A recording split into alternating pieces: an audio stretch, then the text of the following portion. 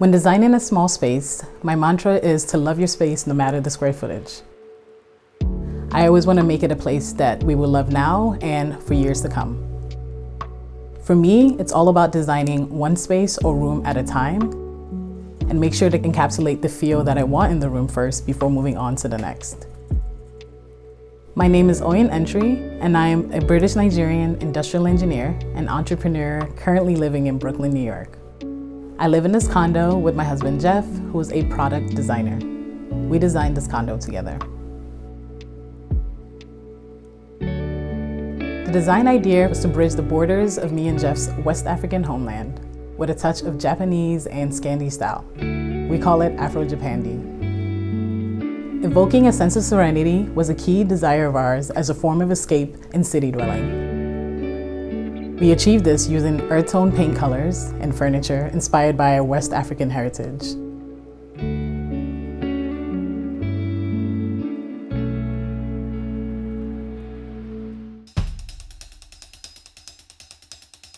We've been cooking up something tasty. Meet our new magazine. Jam-packed with people living small, designing small, sustainable and experimental design, urban life and culture. It's designed for design lovers who like their design without the swank and the wank. More than a mag, this is a collectible keepsake, born to live on your coffee table or best bookshelf. So hot. Subscribe now before August 23 for the chance to win one of 3 July carry-on luggage pieces.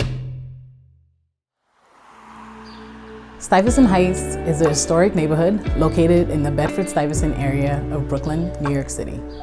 It is known for its well-preserved brownstone and limestone homes and landmarks that date back to the 19th century. Our building was built in 2021 and is a reconstruction of the previous townhome that stood there since 1899. Our condo unit is 640 square feet, 1 bedroom, 1 bathroom with a rooftop terrace. Me and Jeff designed this condo unit ourselves with guidance and input from my sister, Sade, who is an interior designer in London.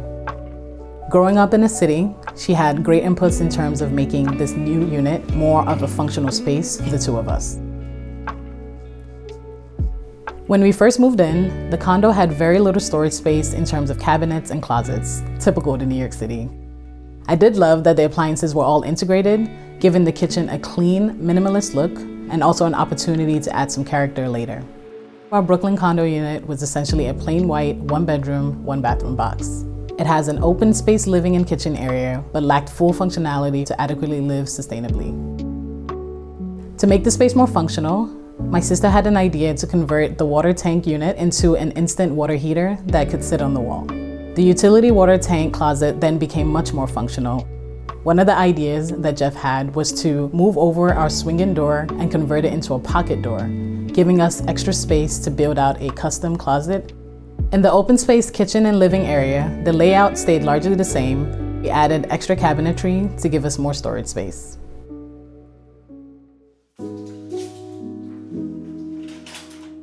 As you enter the condo unit, you leave the monochromatic white, black, and grays of our building hallways into our terracotta colored doorway, which immediately gives you a warm feeling when you enter the space.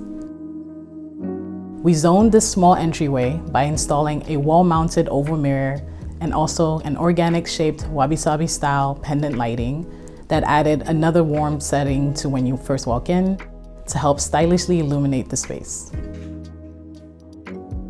Just after the entryway, there's a small utility closet that we now use for our coats and shoes and for other storage items. There's also a kitchen console table, which we got from Facebook Marketplace, that we use to store our keys and letters. The kitchen is L-shaped and came with integrated appliances, including a dishwasher, electric oven, integrated fridge and freezer, and also a combo washer and dryer unit in a closet style. We added 3 custom millwork wall-mounted cabinets with IKEA fronts to create additional storage space and increase the function in the area.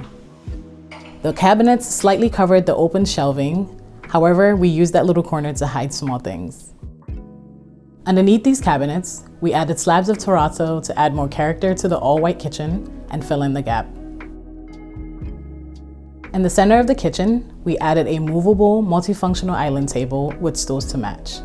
Not only does it serve as an entryway console, but we also use it in the kitchen for extra prep space and to enjoy quick bites and a cup of coffee in the morning.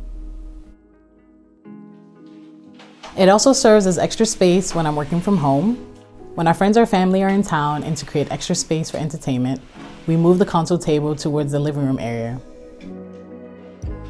From the kitchen area, you enter our living room and dining areas. To delineate the two spaces, we converted the original straight ceiling beam into a dropped arched ceiling beam instead. This arch also creates a striking architectural detail that gives the space character, softens the edges of the room, and complements the curves of the bay windows. To create a cozy feel in the space, we have the oak-colored lounge chair and wood side table designed by Jeff, and also the low-profile Japanese coffee table.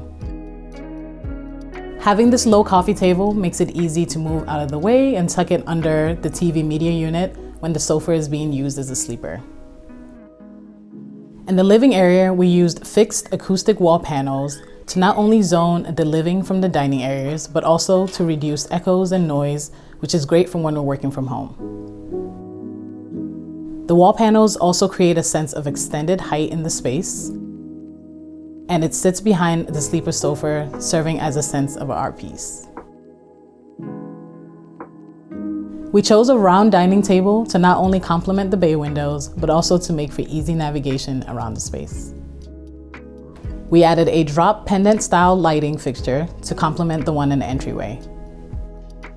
On the bay windows, we added Roman blinds, which are actually tension rods, not only saving us money, but they look beautiful. As you enter the bedroom, the pocket door slides in and disappears into the wall, making the bedroom feel airy and spacious. To create function and flow in our bedroom, we have our bed in the center and our work desk area on the left side towards the Juliet balcony, making it easier to have natural light throughout our workday. A ledge and shelves were added to make for a nook to sit and enjoy the light from the Juliet balcony, but also for extra storage to put some of our favorite reading books. On the other side of the bed, Jeff has his closet, which is a built-in style that came with the condo. For my closet, the extra space created by converting the swing-in door into a pocket door allowed for us to install an IKEA PAX unit for a closet just for me.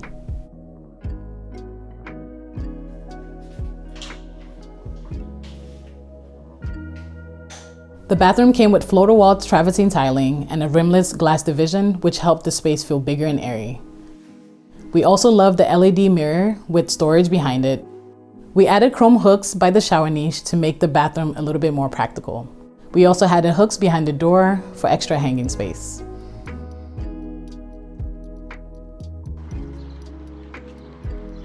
Our condo also came with a rooftop, which we added some furniture and decor to, and we used it to enjoy city views and relax during the summer.